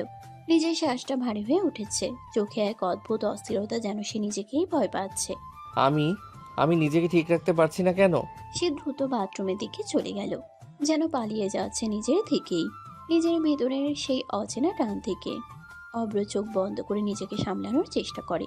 কেন কেন ওকে দেখলে এমন লাগছে? কেন বারবার মনে হচ্ছে কাছে যেতে? ঠান্ডা পানির ছোঁয়াতেও তার ভেতরের আগুনটা নিভছে না, বরং আরো স্পষ্ট হয়ে উঠছে। এই অনুভূতিটা সে যতই অস্বীকার করুক, সেটা ধীরে ধীরে তাকে গ্রাস করছে। আর বাইরে নীলা এখনো ঘুমিয়ে, কিছুই জানে না তার অজান্তেই দুজনের জীবনে এক নতুন টানাপোড়েন শুরু হয়ে গেছে, যেটা তারা কেউই এখনো মেনে নিতে প্রস্তুত না। সকালটা আজ একটু আলাদা, জানালার ফাঁক দিয়ে সূর্যের আলো ঢুকে ঘরটাকে আলতো করে ছুঁয়ে যাচ্ছে, যেন নতুন একটা দিনের শুরু। কিন্তু সে আলোয়ও আগের দিনের অস্বস্তি পুরোপুরি মুছে যায়নি। নীলা ভোরেই উঠে গেছে, চুপচাপ রান্নাঘরে গিয়ে নিজের মতো করে এক কাপ কফি বানালো। তার চলাফেরা নীরব, মুখে কোনো অভিব্যক্তি নেই, যেন ভেতরে সব অনুভূতি সে গুটিয়ে রেখেছে নিজের মাঝেই। কফির কাপটা হাতে নিয়ে সে ধীরে ধীরে রুমে ঢুকলো। অব্র তখন রেডি হওয়ার প্রস্তুতি নিচ্ছে, আয়নার সামনে দাঁড়িয়ে টাই ঠিক করছে। এই নিন কফি। এসবের দরকার নাই। কথাটা খুব ঠান্ডা, কিন্তু ভেতরে একটা দূরত্ব স্পষ্ট। নীলা মাথা নিচু করে ধীরে ধীরে বলে, এটা আমার দায়িত্ব। যেখানে বিয়েটারই কোনো মূল্য নাই, সেখানে দায়িত্ব নিয়ে কি হবে? কথাটা যেন বাতাসকে আবারও ভারী করে দিল। নীলা এক মুহূর্ত চুপ করে রইল, তারপর ধীরে মাথা ধরে তাকালো। শুয়ে বসে থাকার চাইতে কিছু করা ভালো। তার কণ্ঠে একটা অদ্ভুত স্থিরতা, যেন সে নিজের অবস্থানটা মেনে নিয়েছে, কিন্তু মেনে নিয়েও ভেঙে পড়েনি। কিছুক্ষণ নীরবতা, শুধু দুজনের নিঃশ্বাসের শব্দ। তারপর হঠাৎ করেই নীলা আবার কথা বলল। ডিভোর্স দিচ্ছেন কবে? প্রশ্নটা যেন হঠাৎ করে আঘাত করলো অভ্রকে। সে একটু থমকে গেল, ভ্রু কুঁচকে তাকালো তার দিকে। অভ্র কিছুটা অবাক, কিছুটা বিরক্ত। কেন? যত তাড়াতাড়ি দিবেন ততই বেশি ভালো আপনার জন্য। কথাটা বলেই সে চোখ সরিয়ে নিল, যেন এই সম্পর্কের শেষটা নিজেই মেনে নিতে প্রস্তুত, অথবা হয়তো নিজেকে বাঁচানোর শেষ চেষ্টা। অভ্র কিছু বলল না, শুধু চুপ করে দাঁড়িয়ে রইল। তার ভেতরে যেন আবারও একটা দ্বন্দ্ব শুরু হলো। কফির কাপটা এখনো টেবিলে রাখা, ধোঁয়া উঠছে ধীরে ধীরে। সকালের সেই কথোপকথনের পর রুমটা আবারও নিস্তব্ধ হয়ে গেল, যেন দুজন মানুষ একই জায়গায় থেকেও আলাদা দুই জগতে আটকে আছে। টেবিলে রাখা কফির কাপটা ধীরে ধীরে ঠান্ডা হয়ে যাচ্ছে, ঠিক তেমনই তাদের সম্পর্কটাও কোনো উষ্ণতা নেই, শুধু জমে থাকা অস্বস্তি আর না বলা হাজারটা কথা। নীলা আর দাঁড়িয়ে থাকতে পারল না, ধীরে ধীরে ঘুরে ব্যালকনির দিকে চলে গেল। তার চোখে কোনো জল নেই, কিন্তু সেই শূন্য দৃষ্টি বলে দিচ্ছে ভেতরে কতটা ভাঙন জমে আছে। সে নিজেকে শক্ত করে ফেলছে, যেন আর কারো সামনে দুর্বল হবে না। অন্যদিকে অব্র একই জায়গায় দাঁড়িয়ে রইল, তার হাত শক্ত হয়ে আছে। মাথার ভেতর ঘুরছে নীলার শেষ কথাটা, ডিভোর্স দিচ্ছেন কবে? কথাটা যেন তাকে অদ্ভুতভাবে নাড়া দিল। সে নিজেই বুঝতে পারছে না কেন এই প্রশ্নটা তার ভেতরে একটা খালি জায়গা তৈরি করছে। এত সহজে ছাড়তে পারবে নাকি আমি ভুল ভাবছি? সে বিরক্ত হয়ে মাথা ঝাঁকিয়ে ফেলল, যেন নিজের এই দুর্বল চিন্তাগুলোকে দূরে সরাতে চাইছে।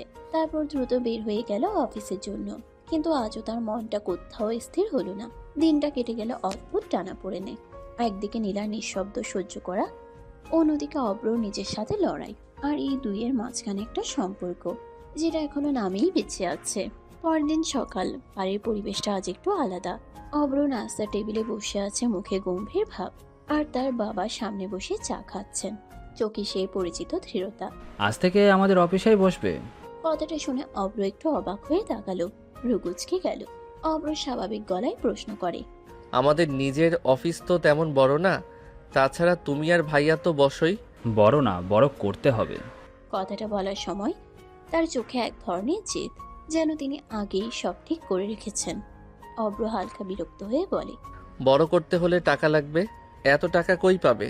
তার প্রশ্নটা সরাসরি, আর সেই প্রশ্নে লুকানো আছে সন্দেহ। বাবা ঠান্ডা কিন্তু শক্ত গলায় বলে, সে চিন্তা তোমার না, যা বলেছে তাই করবে। ঘরের বাতাস আবারও ভারী হয়ে উঠল। অব্র চুপ করে গেল, কিন্তু তার চোখে স্পষ্ট অস্বস্তি। সে বুঝতে পারছে কিছু একটা আছে যেটা তাকে বলা হচ্ছে না। অন্যদিকে একটু দূরে দাঁড়িয়ে নীলা এই কথাগুলো শুনছে। সে কিছু বলছে না, কিন্তু তার মনেও প্রশ্ন জাগছে, এই হঠাৎ সিদ্ধান্তের পেছনে আসল কারণটা কি।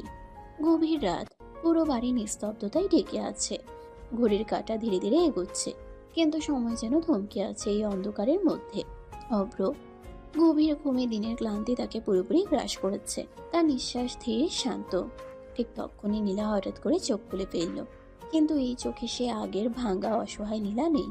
এই দৃষ্টিতে আছে অন্য কিছু, এক ধরনের তীক্ষ্ণতা, এক অদ্ভুত দৃঢ়তা, যেন সে অনেক বড় কোনো সিদ্ধান্ত নিয়ে ফেলেছে। সে ধীরে ধীরে উঠে বসলো, চারপাশে তাকালো একবার। অব্র ঘুমিয়ে আছে নিশ্চিত হয়ে সে আস্তে করে বিছানা থেকে নেমে গেল। ফোনটা হাতে নিল, তার আঙ্গুলগুলো কাঁপছে না, বরং অদ্ভুতভাবে স্থির। ব্যালকনিতে গিয়ে দাঁড়িয়ে সে নম্বর ডায়াল করলো। কয়েকবার রিং হওয়ার পর ওপাশে কল রিসিভ হলো। রাকিব প্লিজ, আমি তোমাকে ছাড়া থাকতে পারছি না। এত কিছু করেও তো বিয়ে আটকাতে পারলো না। কেউ কি তোমার কথা বিশ্বাস করে নাই? সবাই বিশ্বাস করেছে, সেই জন্যই তো আরো বেশি রাজি হয়েছে। সবাই দয়া দেখিয়েছে আমার উপর। ধর্ষিতা শুনেও তো এত দয়া কই থেকে আসে এসব? কথাটা বলে নীলা চোখ বন্ধ করে ফেলল, যেন এই শব্দটা তাকে আবারও কোথাও আঘাত করলো। কিন্তু সে থামলো না। আমি জানি না, কিছুই জানি না। আমি এর এখানে থাকতে পারবো না রাকিব, তুমি আমাকে নিয়ে যাও প্লিজ। তার গলায় এবার তাড়াহুড়ো, ভয়, আর এক অদ্ভুত চাপা আতঙ্ক। নীলা চারপাশে তাকিয়ে নিচু স্বরে বলে, একবার ও কাছে আসলেই তো বুঝে ফেলবে, তখন আরো বিপদ হবে। বাতাসটা হঠাৎ ভারী হয়ে উঠল, যেন এই কথার ভেতরে লুকিয়ে আছে কোনো বড় রহস্য, কোনো অজানা সত্য যেটা এখনো কেউ জানে না। দূরে ঘুমিয়ে আছে অব্র কিছুই জানে না। তার পাশেই দাঁড়িয়ে থাকা এই মেয়েটা যে আসলে কতটা অন্যরকম, কতটা রহস্যময়, সেটা তার ধারণারও বাইরে। ব্যালকনির ঠান্ডা বাতাসটা যেন হঠাৎ ভারী হয়ে উঠল। কথোপকথন শেষ করে নীলা কিছুক্ষণ স্থির হয়ে দাঁড়িয়ে রইল। তার চোখে এক অদ্ভুত দ্বন্দ্ব, ভয় আর সিদ্ধান্ত একসাথে লড়াই করছে। তারপর ধীরে ধীরে ফোনটা অফ করে সে ভিতরে ফিরে এলো। দরজাটা আস্তে করে বন্ধ করলো, যেন কোনো শব্দ না হয়। বিছানার দিকে এগিয়ে গিয়ে সে আবার আগের মতো শুয়ে পড়লো অভ্রর পাশেই। কিন্তু তার নিঃশ্বাসে এখনো সে অস্থিরতা। বুকটা দ্রুত ওঠানামা করছে, যেন সে নিজেকে শান্ত করার চেষ্টা করছে। ঠিক তখনই অভ্রর চোখ ধীরে ধীরে খুলে গেল। সে পুরোপুরি জেগে ওঠেনি, কিন্তু ঘুম আর জাগরণের মাঝামাঝি একটা অবস্থায় সে কিছু শব্দ শুনেছিল, কিছু ভাঙা ভাঙা কথা, যেগুলো স্পষ্ট না হলেও তার ভেতরে সন্দেহের একটা বীজ বপন করে দিয়েছে। সে এক দৃষ্টিতে ছাদের দিকে তাকিয়ে রইল। পাশে শুয়ে থাকা নীলার দিকে তাকাতে সাহস পেল না সঙ্গে সঙ্গে, কিন্তু তার মাথার ভেতর প্রশ্ন ঘুরপাক খেতে লাগলো। ওর কাছে গেলে কি বুঝে ফেলবো কি লুকাচ্ছে ও? তার ভ্রু কুঁচকে গেল। এই প্রথমবারের মতো তার মনে হলো এই মেয়েটা, যাকে সে এতদিন শুধু দূরে ঠেলে দিয়েছে, তার ভিতরে হয়তো এমন কিছু আছে যেটা সে জানেই না, যেটা জানাটা দরকার। না, আমাকে সত্যিটা জানতেই হবে। সে ধীরে ধীরে চোখ বন্ধ করে ফেলল আবার, যেন কিছুই জানে না, যেন এখনো গভীর ঘুমে, কারণ সে চায় না নীলা বুঝুক সে কিছু শুনেছে। কিন্তু তার ভেতরে এখন আর কোনো শান্তি নেই, বরং শুরু হয়ে গেছে নতুন এক খেলা, সন্দেহ, কৌতূহল আর সত্য খোঁজার। অব্র সিদ্ধান্ত নিয়ে ফেলেছে সে চুপচাপ থাকবে, সবকিছু স্বাভাবিক রাখবে, কিন্তু আড়াল থেকে খুঁজে বের করবে সত্যিটা, নীলার ভেতরে লুকিয়ে থাকা সেই রহস্য যেটা তার জীবনটাকে অজান্তেই জড়িয়ে ফেলেছে। সকালে নরম আলোটা ধীরে ধীরে ঘরের ভেতর ছড়িয়ে পড়ছে, জানালার ফাঁক দিয়ে সূর্যের আলো এসে বিছানায় উপর পড়ছে, আর সেই আলোতেই নীলা ধীরে ধীরে চোখ খুলল। ঘুম ভাঙতেই সে প্রথমে কিছুই বুঝে উঠতে পারল না, কিন্তু পরের মুহূর্তেই তার শরীর কেঁপে উঠল। অব্র একদম তার কাছে, তাকে জড়িয়ে ধরে আছে, তার মুখটা নীলার গলার কাছে ডুবিয়ে রাখা, নিঃশ্বাসের উষ্ণতা স্পষ্ট অনুভব করা যাচ্ছে। এই অপ্রত্যাশিত স্পর্শে নীলা পুরোপুরি অপ্রস্তুত হয়ে গেল, তার হাত কেঁপে উঠল। নীলা অস্থির হয়ে কাঁপা গলায় বলল, কি কি করছেন সরুন। সে ধীরে ধীরে নিজেকে ছাড়ানোর চেষ্টা করলো, কিন্তু অব্র ছাড়লো না, বরং আরো আরাম করে জড়িয়ে ধরলো। অব্র ঘুম জড়ানো গলায় চোখ বন্ধ রেখে বলল, ডিস্টার্ব করবেন না, আমি ঘুমাবো। কথাটা বলে নীলা আরো অস্বস্তিতে পড়ে গেল, তার বুক ধরফর করছে। সে আবার চেষ্টা করলো সরে যেতে। নীলা লজ্জা আর অস্বস্তিতে বলে, ঘুমান, কিন্তু সরে যান প্লিজ। না, এভাবেই ঘুমাবো। তার কণ্ঠে এক ধরনের জেদ, আর সেই জেদের মধ্যে অদ্ভুত এক স্বাভাবিকতা, যেন এটা তার অধিকার।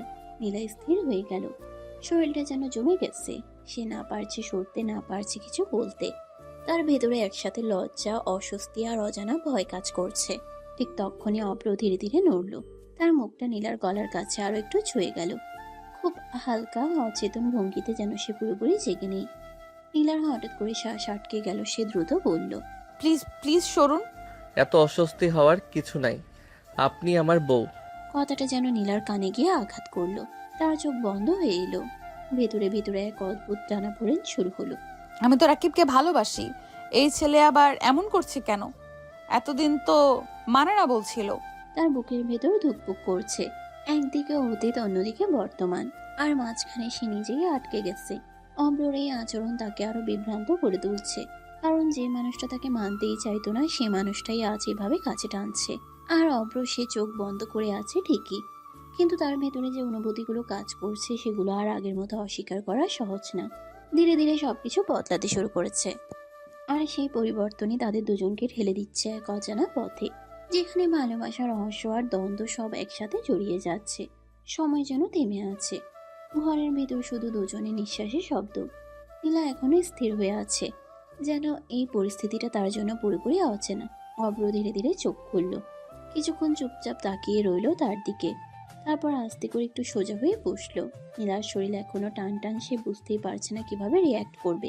ঠিক তখনই অব্র হালকা ঝুঁকে এলো, খুব স্বাভাবিক ভঙ্গিতে তার ঠোঁটে একটা ছোট্ট চুমু দিয়ে দিল। মুহূর্তটা এত দ্রুত হলো যে নীলা যেন জমে গেল, চোখ বড় বড় হয়ে গেছে, শ্বাস আটকে গেছে। অব্র শান্ত গলায়, যেন কিছুই হয়নি এমন একটা ভাব করে বলল, যান, ফ্রেশ হয়ে কফি নিয়ে আসুন।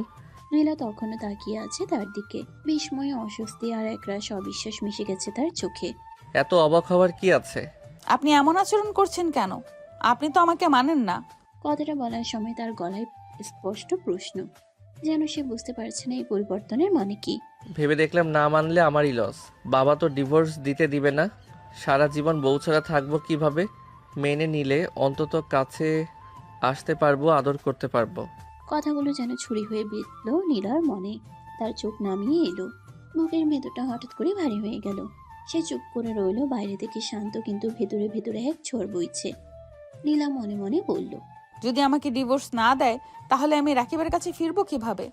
তার মাথার ভেতর সবকিছু এলোমেলো হয়ে যাচ্ছে, একদিকে অতীতের ভালোবাসা, অন্যদিকে বর্তমানের এই অদ্ভুত পরিবর্তন। সে বুঝতেই পারছে না কোন পথে যাবে। ঠিক তখনই অব্র আবার তার দিকে ঝুঁকে এলো, হালকা করে ঠোঁটে আরেকটা চুমু দিল, যেন এটা তার কাছে একদম স্বাভাবিক। অব্র হালকা হাসি দিয়ে বলল, কি হলো? যান, কফি আনুন। নীলা আর কিছু বলল না, শুধু ধীরে ধীরে উঠে দাঁড়ালো, তার পা কাঁপছে হালকা। সে দরজার দিকে এগিয়ে গেল, তার মনে এখন শুধু একটাই প্রশ্ন ঘুরছে, এই সম্পর্কটা আসলে কোথায় যাচ্ছে, আর সে নিজেই বা কোথায় দাঁড়িয়ে আছে। সিঁড়ি বেয়ে ধীরে ধীরে নিচে নামছে নীলা, প্রতিটা ধাপ যেন ভারী লাগছে তার কাছে। মাথার ভেতরে এখনো ঘুরছে একটু আগের সব ঘটনা। রান্নাঘরে ঢুকে সে চুপচাপ কফি বানাতে শুরু করলো। হাত চলেছে নিজের মতো, কিন্তু মনটা অন্য কোথাও আটকে আছে। ঠিক তখনই অব্রের ভাবি রান্নাঘরে ঢুকলো। নীলাকে এত সকালে দেখে একটু অবাক হলো। ভাবি হালকা হাসি দিয়ে বলল, কি ব্যাপার নীলা, আজ এত সকালে কফি বানাচ্ছ কেন? নীলা এক মুহূর্ত থামলো, তারপর নিজেকে সামলে নিয়ে স্বাভাবিক গলায় উত্তর দিল, অব্র খেতে যাচ্ছে তাই। কথাটা বলার সময় সে চোখ তুলে তাকালো না, যেন নিজের ভেতরের অস্থিরতাটা লুকাতে চাইছে। ভাবি একটু খেয়াল করে মৃদু কণ্ঠে বলল, তোমাদের সম্পর্ক এখন ঠিকঠাক আছে তো? প্রশ্নটা শুনে নীলা এক সেকেন্ডের জন্য থমকে গেল।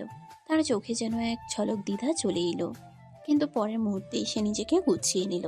নীলা হালকা হাসি দিয়ে বলে, আছে ভাবি। সেই হাসিটা খুব ছোট, খুব কৃত্রিম, কিন্তু বাইরে থেকে দেখলে বোঝার উপায় নেই। ভাবি আর কিছু বলল না, শুধু মাথা নেড়ে হালকা হেসে সরে গেল।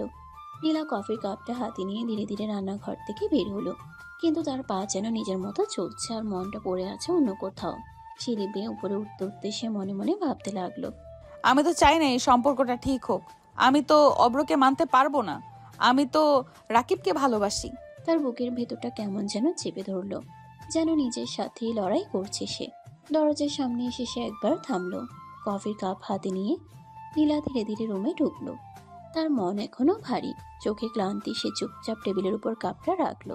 ঠিক তখনই ঘরের ভেতর থেকে শুভ্র ওয়াশরুমের দরজা খুলে বের হলো। নীলা কিছু বুঝে ওঠার আগেই অব্র সামনে এসে তাকে টেনে নিল। হঠাৎ করে এই স্পর্শে নীলা পুরোপুরি জমে গেল। শরীর শক্ত হয়ে গেল, চোখ বড় বড় হয়ে উঠল। অব্র কোনো সময় নষ্ট করলো না, তাকে জড়িয়ে ধরে সরাসরি তার গলায় মুখ নামিয়ে দিল।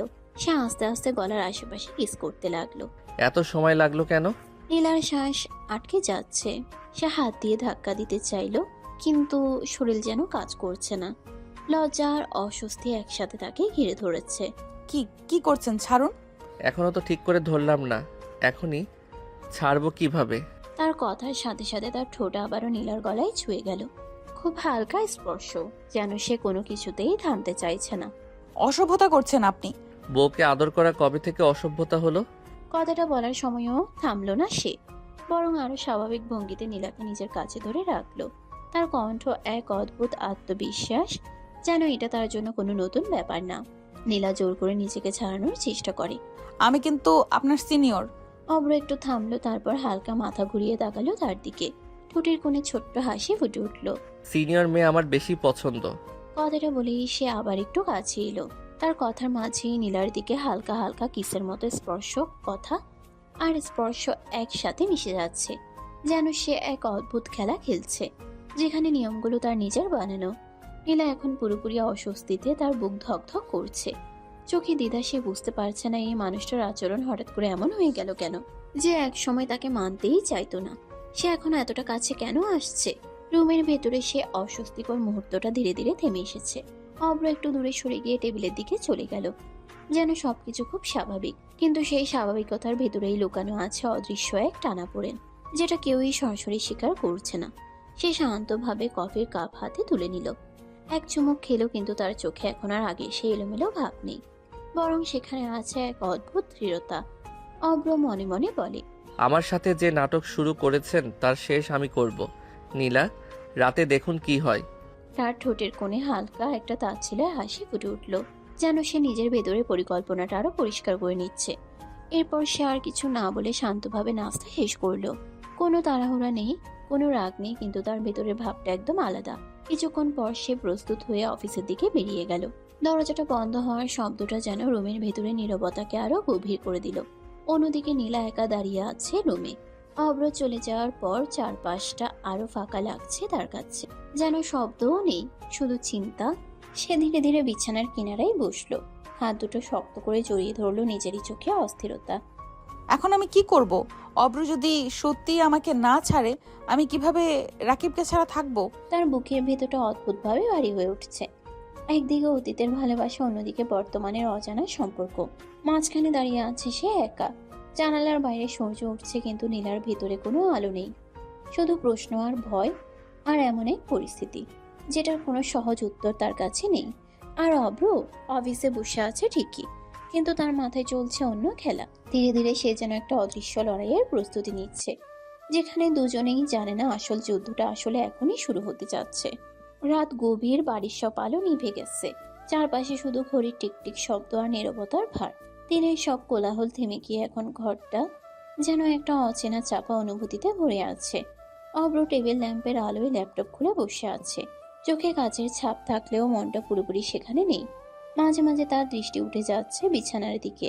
নীলা বিছানার একপাশে বসে আছে, চুপচাপ হাত দুটো জড়িয়ে ধরে নিজের শরীরটাকে শক্ত করে রেখেছে। আজ সারাদিনের আচরণগুলো তার মনে ঘুরপাক খাচ্ছে, আর সে কারণে আজ অব্রকে একটু অন্যরকম ভয় লাগছে তার। হঠাৎই অব্র ল্যাপটপ থেকে চোখ না সরিয়েই শান্ত গলায় বলল, বিয়ের শাড়িটা পরুন। নীলা চমকে উঠল, যেন এই কথাটা সে একদমই আশা করেনি। তার চোখ বড় হয়ে গেল। কেন?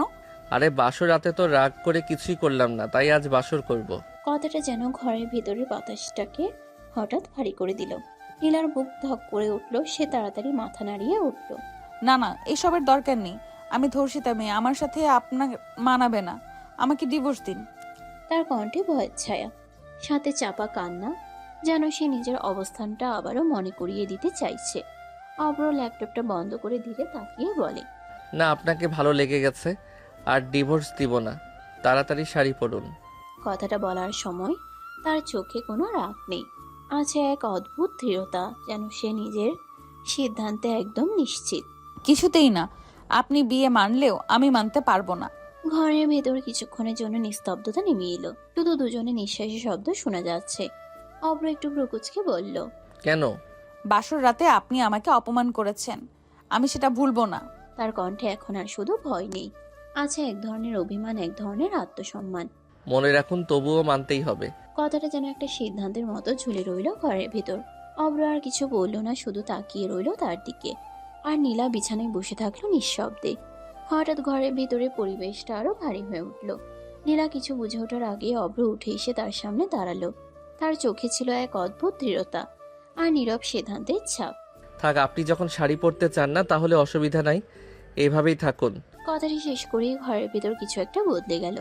নীলা কিছু বলতে চাচ্ছিল, কিন্তু তার আগেই পরিস্থিতিটা এমন এক জায়গায় চলে গেল যেখানে শব্দও যেন থেমে গেল। অব্র হঠাৎ নীলাকে বিছানায় ধাক্কা দিয়ে ফেলে দিয়ে কিস করতে লাগলো। নীলা হতবাক হয়ে গেল এমন কাজে, কিছু বলতে নিলেও পারল না। অব্র তার স্পর্শ ধীরে ধীরে বাড়িয়ে দিচ্ছে, ঠোঁট ছেড়ে গলায় বুকে কিস করতে লাগলো। নীলা কিছুতেই আটকাতে পারল না তাকে, শুধু দুইজনের অস্থিরতা ঘরটাকে ঘিরে ধরলো। রাতটা ধীরে ধীরে এগিয়ে গেল, আর সেই রাতের পর্দার আড়ালে থেকে গেল অনেক না বলা কথা, অনেক চাপা অনুভূতি। ভোরের আলো ফুটতেই নীলা ধীরে ধীরে চোখ খুলল। মাথার ভিতর গত রাতের ঘটনা একের পর এক ভেসে উঠতে লাগলো। তার বুক থক করে উঠল, শরীরটা অস্থির হয়ে গেল। সে উঠে বসতে যাবে, ঠিক তখনই অব্র শান্ত গলায় বলল, কেন মিথ্যা নাটক করেছেন? আমি মিথ্যা নাটক করিনি, আমি বিয়েটা করতে চাইনি। কথাটা বলার সাথে সাথে তার ভিতরে জমে থাকা সব ক্ষোভ যেন একটু বেরিয়ে এলো। তার কণ্ঠে এবার আর ভয় নেই, আছে স্পষ্ট প্রতিবাদ। অব্র কিছুক্ষণ চুপ করে তাকিয়ে রইল। তার মুখে কোনো তাড়াহুড়ো নেই, শুধু একটা গভীর ভাবনা। ভোরের আলো ধীরে ধীরে ঘরের ভেতর ঢুকছে, কিন্তু সেই আলোতেও নীলার চোখের অস্থিরতা কমছে না। রাতের কথাগুলো তার মাথায় বারবার ঘুরছে, আর প্রতিটা মুহূর্ত যেন তাকে আরো বেশি বিভ্রান্ত করছে। অব্র বিছানার একপাশে দাঁড়িয়ে আছে, তার চোখে আজ আর আগের মতো ঠান্ডা অবজ্ঞা নেই, আছে এক ধরনের তীক্ষ্ণ প্রশ্ন, যেন সে সবকিছু ভেঙে সত্যটা খুঁজে বের করতে চায়। নিজেকে ধর্ষিতা বলতে লজ্জা করে নাই? কথাটা শুনে নীলা চমকে গেলেও নিজেকে সামনে নিল। তার চোখে এখন আর ভয় নেই, আছে জেদ। বিয়ে আটকানোর কোনো উপায় ছিল না। লাভ কি হলো? বিয়ে কি আটকাতে পেরেছেন? বাবা তো আপনার বাবাকে টাকা দিয়ে হাত করেছে। অব্র কিছুক্ষণ চুপ করে রইল, তার মুখ শক্ত হয়ে গেল, যেন সে ভেতরে ভেতরে পুরো বিষয়টা মাপছে। আমার সাথে নাটক করে কি হলো? যাতে আপনি আমার কাছে না আসেন, আমাকে ডিভোর্স দেন। এই কথায় ঘরের বাতাসটা যেন থমকে গেল। অব্র ধীরে ধীরে তার দিকে এগিয়ে এলো। তার চোখে এখন আর শুধু রাগ নেই, আছে এক অজানা সিদ্ধান্ত। ডিভোর্স? হ্যাঁ, ডিভোর্স দেবেন, আমি এখান থেকে বের হবই। অব্র কিছুক্ষণ তাকিয়ে থেকে হঠাৎ থেমে গেল। তার মুখে এক অদ্ভুত শান্ত হাসি ফুটে উঠল, যেন সে ভেতরে ভেতরে কিছু বুঝে গেছে। পালাতে পারবেন না নীলা? সে হঠাৎ করে আবার নীলার ঠোঁটে ডুবে গেল। নীলা কিছুই বলতে পারল না। অব্র নীলাকে কখনো ছাড়বে না, সে সিদ্ধান্ত নিয়ে ফেলেছে। এদিকে নীলা সব ব্যথা সহ্য করে যাচ্ছে নীরবে।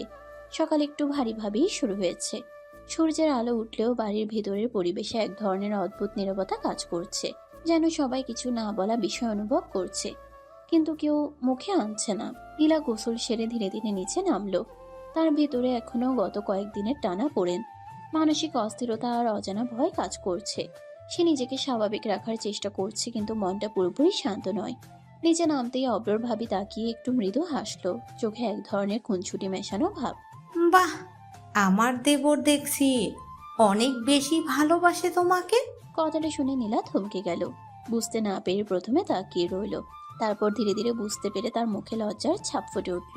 সে তাড়াতাড়ি নিজের দৃষ্টি নামিয়ে নিল, যেন এই কথাটা এড়িয়ে যেতে চায়। ঠিক তখনই অব্রর মা রান্নাঘর থেকে বেরিয়ে এলেন। নীলার দিকে একবার তাকিয়ে হালকা সন্তুষ্টির হাসি দিলেন। আমার ছেলেটা দেখছি সব মেনে নিয়েছে, তাতেই আমি খুশি। কথাটা যেন সাধারণভাবে বলা হলেও নীলার কানে অন্যরকম ভাবে বাজল। সে চুপ করে দাঁড়িয়ে রইল, কোনো উত্তর দিতে পারল না। তার ভেতরে এখন একটাই চিন্তা ঘুরছে, সবকিছু কি সত্যি তার পরিকল্পনার বাইরে চলে যাচ্ছে? নীলা মনে মনে বলল, আমার সব প্ল্যানের 12টা বাজিয়ে দিয়েছে এই মানুষটা। এখন আমি রাকিবের কাছে ফিরবো কি করে? তার চোখে অস্বস্তি, দ্বিধার ভেতরের চাপা আতঙ্ক একসাথে কাজ করছে। সে বুঝতে পারছে এই বাড়ির প্রতিটা কথাই এখন তার জন্য নতুন এক জটিলতা তৈরি করছে, আর সে যতই বের হতে চাইছে ততই যেন আরো গভীরভাবে আটকে যাচ্ছে। সকালটা আবারও শুরু হলো নতুন এক অস্বস্তি নিয়ে। বাড়ির ভেতরে সবাই যেন স্বাভাবিক, কিন্তু নীলার জন্য প্রতিটা মুহূর্তে আজ একটু বেশি ভারী। অব্র অফিস যাওয়ার প্রস্তুতি নিচ্ছে, টাই ঠিক করছে আয়নার সামনে দাঁড়িয়ে, কিন্তু তার চোখ বারবার দরজার দিকে যাচ্ছে, যেন কাউকে ডাকছে। নীলা, কই আপনি? তাড়াতাড়ি আসুন। আরে, আমার দেবর যে চোখে হারাচ্ছে তোমাকে। কথাটা শুনে নীলা থমকে গেল। তার মুখে লজ্জার ছাপ স্পষ্ট হয়ে উঠল। সে মাথা নিচু করে দাঁড়িয়ে রইল, কিছু বলার সাহস পেল না। তার ভেতরে অদ্ভুত একটা চিন্তা ঘুরতে লাগলো। আগে তো ঠিক ছিলাম, আমাকে দেখতে পারতো না, এখন তো দেখছি পিছুই ছাড়ছে না। সে আর দাঁড়িয়ে থাকতে পারল না। রাগ আর অস্বস্তি একসাথে মিশে গিয়ে দ্রুত রুমে চলে গেল। দরজাটা জোরে বন্ধ হয়ে গেল। ভেতরে ঢুকেই সে রেগে গিয়ে বলল, কি হয়েছে, চেঁচাচ্ছেন কেন? তার কণ্ঠে বিরক্তি, অস্বস্তি আর জমে থাকা চাপা রাগ একসাথে বেরিয়ে এলো। ঠিক তখনই অব্র শান্তভাবে কাছে আসলো। তার মুখে কোনো তাড়াহুড়ো নেই, কিন্তু চোখে এক অদ্ভুত স্বাভাবিকতা, যেন সবকিছু তার নিয়ন্ত্রণে। অফিসে যাব। নীলা কিছু বলতে যাবে, ঠিক তখনই অব্র হালকা থেমে তাকালো। তার ভঙ্গিতে এক ধরনের আত্মবিশ্বাস, যা নীলাকে আরো অস্বস্তিতে ফেলছে। অব্র হালকা মজা করে বলল, বউকে দেখে দিনটা ভালো শুরু করতে চাই। নীলা থমকে গেল, তার চোখে অবিশ্বাস আর বিরক্তি মিশে গেল। সে বুঝতে পারছে না এই মানুষটা হঠাৎ করে এতটা পরিবর্তন কেন আনছে। অব্র কিছু না বলে বের হয়ে যাওয়ার প্রস্তুতি নিতে লাগলো, আর নীলা দাঁড়িয়ে রইল একা। তার ভেতরে শুধু একটাই প্রশ্ন ঘুরছে, এই সম্পর্কটা এখন কোন দিকে যাচ্ছে, আর সে নিজে আসলে কোন জায়গায় দাঁড়িয়ে আছে।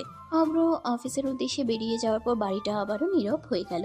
দরজা বন্ধ হওয়ার শব্দটা যেন পুরো রুমের ভেতরে এক অদ্ভুত শূন্যতা তৈরি করে দিল। সেই শূন্যতার মাঝে নীলা একা দাঁড়িয়ে রইল, চোখে অস্থিরতা, মনে চাপা ভয় আর বিভ্রান্তি। সে ধীরে ধীরে বিছানার কিনারায় বসলো, 2 হাত জড়িয়ে ধরল নিজের শরীরটাকে, যেন নিজেকে সামলানোর চেষ্টা করছে। ভেতরের অস্থিরতা আর চেপে রাখা চাপা আতঙ্ক তাকে শান্ত থাকতে দিচ্ছে না। কিছুক্ষণ চুপচাপ থাকার পর হঠাৎ সে উঠে দাঁড়ালো, দ্রুত ফোনটা হাতে নিল। আঙ্গুল কাঁপছে একটু, কিন্তু সিদ্ধান্তটা পরিষ্কার। নম্বর ডায়াল করতেই কয়েকটা রিংয়ের পর ওপাশে কল রিসিভ হলো। বলো। আমাকে নিয়ে যাও, আমি আর থাকতে পারবো না। এই ছেলেটা আমাকে জ্বালিয়ে মারছে। কি হয়েছে? নীলা এক মুহূর্ত থেমে গেল, তারপর দ্রুত চাপা গলায় সবটা বলে ফেলল। ও জানতে পেরে গেছে আমি ধর্ষিতা না। ও এখন আমাকে ছাড়তে চাচ্ছে না। কিছু একটা করো রাকিব, আমি এখানে আর থাকতে পারছি না। ও পাশে কিছুক্ষণ নীরবতা নেমে এলো, যেন রাকিব সবটা বুঝে নিতে চাইছে, মেপে নিচ্ছে পরিস্থিতিটা। চিন্তা করো না, দেখছি আমি। নীলা চোখ বন্ধ করে একটা দীর্ঘ নিঃশ্বাস ফেললো, যেন এই আশ্বাসটাই তাকে একটু হলেও ভরসা দিল। কিন্তু ফোনটা রাখার পরও তার বুকের ভেতরের অস্থিরতা কমলো না, বরং আরো বেড়ে গেল, কারণ সে জানে না এই পরিস্থিতি এখন কোন দিকে মোড় নেবে। পরের দিন সকাল, ডাইনিং টেবিলে সবাই একসাথে বসেছে, কিন্তু আজকের পরিবেশটা অন্যরকম। বাইরে থেকে সবকিছু স্বাভাবিক লাগলেও ভেতরে ভেতরে যেন অদৃশ্য একটা টানাপোড়েন কাজ করছে। নীলা চুপচাপ টেবিলের একপাশে বসে আছে, তার চোখে অস্থিরতা, যেন অনেক কিছু ভেবে নিয়েছে সে। হঠাৎ করেই সে মাথা তুলে অব্রর বাবার দিকে তাকালো। বাবা, আমি বাড়ি যেতে চাই। কথাটা শুনে সবাই একটু থেমে গেল। কয়েক সেকেন্ডের জন্য টেবিলে নীরবতা নেমে এলো। ইচ্ছা করলে যাও, অনুমতি নেওয়ার কি আছে? নীলার চোখে হালকা একটা স্বস্তি ফুটে উঠল। কিন্তু সেই স্বস্তি বেশিক্ষণ টিকলো না। অব্র হঠাৎ গম্ভীর গলায় বলল, না, যাওয়ার দরকার নাই, আমি পরেই নিয়ে যাব। তার কণ্ঠে এমন একটা দৃঢ়তা যেটা সহজে এড়িয়ে যাওয়ার মতো না। নীলা অবাক হয়ে তাকালো তার দিকে। তোমাকে কবে বলেছি যাও, তুমি তো যাওনি। সময় পেলে নিয়ে যাব, একা যেতে হবে না। আমি পারবো। বারণ করছি তো। কথাটা এতটা স্পষ্ট আর দৃঢ় ছিল যে পুরো টেবিল আবার চুপ হয়ে গেল। কেউ আর কিছু বলল না। নীলা চুপ করে গেল ঠিকই, কিন্তু তার চোখে রাগ জমে উঠল। ঠোঁট শক্ত হয়ে গেল, সে মাথা নিচু করে বসে থাকলো, কিন্তু ভেতরে ভেতরে আগুন জ্বলছে। নীলা মনে মনে দাঁতে দাঁত চেপে বলল, আমাকে এভাবে আটকে রাখতে পারবে না অব্র, কোনোভাবেই না। তার চোখে এখন আর শুধু অস্থিরতা নেই, আছে যে এক ধরনের সিদ্ধান্ত, যেন সে ঠিক করে ফেলেছে এই বাঁধন সে ভাঙবেই। রুমের দরজাটা জোরে বন্ধ হতেই পুরো ঘরটা কেঁপে উঠল। নীলা যেন আর নিজেকে সামলাতে পারছে না। তার বুকের ভিতরে জমে থাকা সব রাগ, অপমান আর অস্থিরতা একসাথে বিস্ফোরিত হয়ে বেরিয়ে আসছে। সে সামনে থাকা টেবিলের উপর রাখা জিনিসগুলো একে একে ছুঁড়ে ফেলতে লাগলো। ফুলদানি, বই, কুশন যা পাচ্ছে তাই। যেন এই জিনিসগুলো ভাঙলেই তার ভিতরের কষ্টটা একটু হলেও কমবে। নীলার আগে কাঁপতে কাঁপতে বলে, আমি কোনো পুতুল না যে যখন যেভাবে চাইবে আমাকে রাখবে। ঠিক তখনই দরজাটা আবার খুলে গেল। অব্র ভেতরে ঢুকলো। চারপাশে ছড়ানো জিনিসপত্র দেখে সে থেমে গেল এক মুহূর্ত। তারপর ধীরে দরজাটা বন্ধ করে এগিয়ে এলো। এত রাগ দেখিয়ে কিছু হবে না। তার এই শান্ত গলাটাই যেন নীলাকে আরো বেশি খেপিয়ে দিল। সে দ্রুত এগিয়ে এসে অব্রর কলার চেপে ধরল। নীলা দাঁত চেপে চোখ লাল করে বলল, আপনি বেশি বাড়াবাড়ি করছেন অব্র। অব্র একটুও ভয় পেল না, বরং তার চোখে হালকা কঠিন একটা দৃষ্টি ফুটে উঠল। সে দাঁড়ালোও না। তো কি করব? বউকে অন্য পুরুষের কাছে যেতে দিব?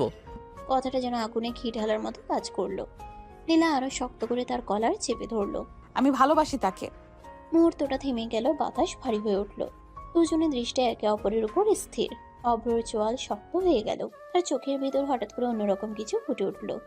প্রাক, অধিকার, বোধ আর এক ধরনের হুমকি। যত তাড়াতাড়ি ভুলবেন ততই মঙ্গল, না হলে আমার থেকে খারাপ কেউ হবে না। নীলা কিছুক্ষণ চুপ করে তাকিয়ে রইল।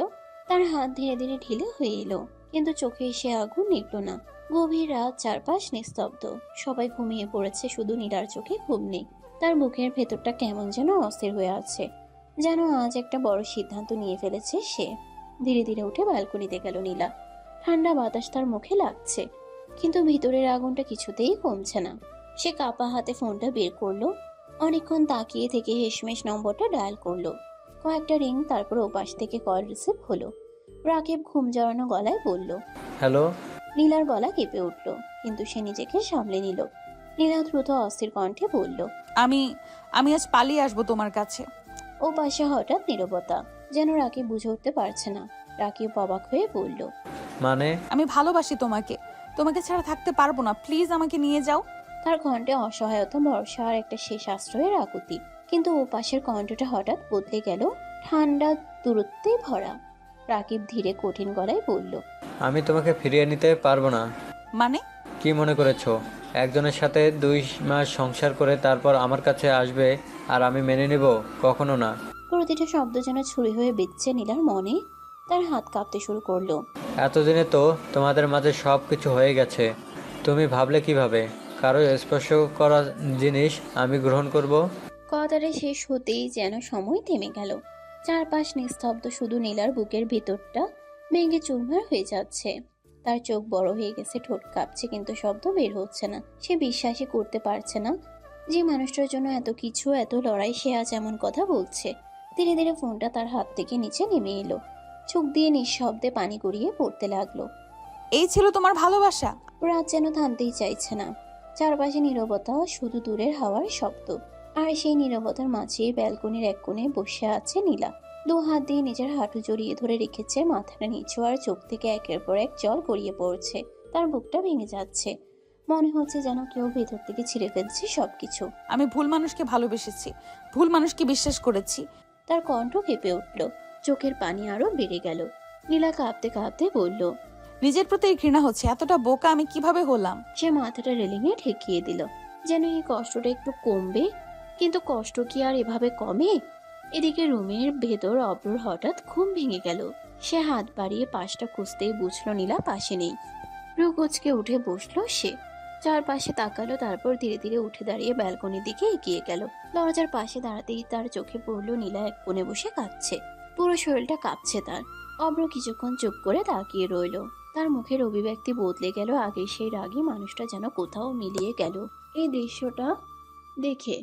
কি হয়েছে, কাঁদছেন কেন? নীলা মাথা তুলল না, কোনো উত্তরও দিল না, শুধু কাঁদতেই থাকলো, যেন তার ভেতরের সব কষ্ট বের হয়ে আসছে। অব্র ধীরে ধীরে এগিয়ে এলো, তার সামনে এসে একটু নিচু হয়ে তাকালো। অব্র আরো নরম গলায় বলল, চলুন রুমে চলুন। নীলা কোনো প্রতিক্রিয়া দিল না, যেন তার ভেতরে শক্তিটুকু শেষ হয়ে গেছে। অব্র আর কিছু বলল না, আস্তে করে তাকে তুলে নিল। নীলা হালকা অবাক হলেও কোনো বাধা দিল না, তার শরীরটা নিস্তেজ হয়ে আছে। অব্র তাকে কোলে করে রুমে নিয়ে এলো, বিছানায় ধীরে শুয়ে দিল। তার চোখে এখনো সেই কান্নার দাগ, মুখে অসহায়তা। অব্র কিছুক্ষণ চুপ করে তাকিয়ে রইল, তার ভেতরেও যেন কিছু বদলে যাচ্ছে, কিন্তু সে কিছু বলল না। ঘরের ভেতরে এখনো সেই নীরবতা, কিন্তু নীরবতার ভেতরে একটা ভাঙা মন, একটা ক্লান্ত শরীর আর এক গুচ্ছ অগোছালো অনুভূতি ছড়িয়ে আছে। নীলা বিছানায় বসে আছে, চোখ লাল, গাল ভেজা, কিন্তু ধীরে ধীরে সে মাথা তুলে তাকালো অব্রর দিকে। হঠাৎ করেই যেন ভেতরের সব দেয়াল ভেঙে গেল। সে এগিয়ে এসে অব্রকে জড়িয়ে ধরল খুব শক্ত করে, যেন কাউকে হারানোর ভয় থেকে সে বাঁচতে চাইছে। অব্র, আমি যদি সারা জীবন আপনার কাছে থাকতে চাই, আপনি কি রাখবেন আমাকে? প্রশ্নটা খুব ছোট, কিন্তু তার ভিতরে লুকানো আছে ভয়, অনিশ্চয়তা আর একটা নতুন ভরসার শুরু।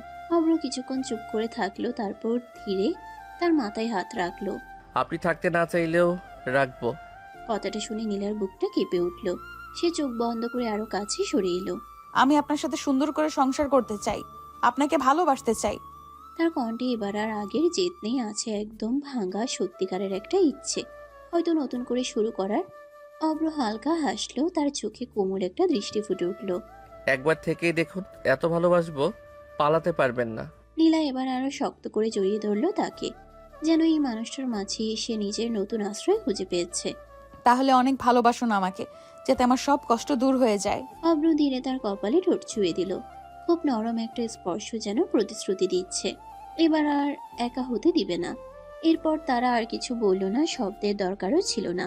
দুজনেই একে অপরের কাছে একটু একটু করে ভরসা খুঁজে নিতে লাগলো, একে অপরের উপস্থিতিতে শান্তি খুঁজে পেল। রাতটা কেটে গেল ধীরে, আর সেই রাতের ভেতরেই যেন তাদের সম্পর্কটা নতুন একটা রূপ নিতে শুরু করলো, যেখানে রাগ, ভুল আর কষ্টের মাঝেও জন্ম নিচ্ছে এক অচেনা মায়া, এক নতুন শুরু। সমাপ্ত।